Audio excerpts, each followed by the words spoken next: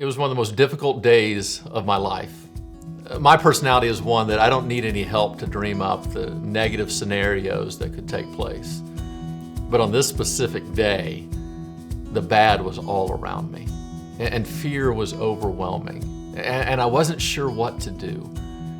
And in that moment, something clicked in my head, that even when you don't know what to do, there's one action that always makes sense.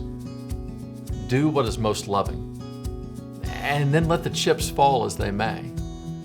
Whenever I think about the average marriage, house, parenting, church, business, it seems like anxiety is overwhelming us.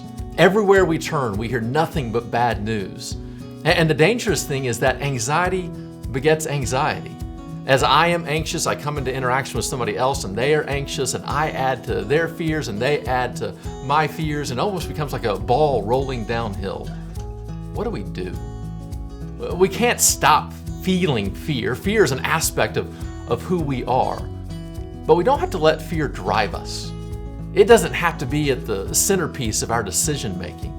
Instead, we have the ability to push fear to the side and to choose love. Fearless Families is about that journey. How do we recognize the fear in our lives and the things that we're starting to value because of those fears? Safety, appearance, materialism, power. How do we recognize those things and push them aside and then choose a different way, a way of love, to where instead of looking at safety, we try to learn to trust one another?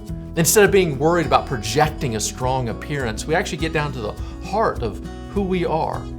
Rather than buying new things to feel connected, we actually build healthy relationships. Instead of holding on to power, we learn to submit to one another. You and I truly do have the ability not to stop fearing, but to lessen our fears and not to be driven by them. Imagine a marriage, a home, a business, a team, that rather than being motivated by fear, we are driven by love. That's the opportunity that Fearless Families gives us. Buy it where books are sold, or go to kevinathompson.com.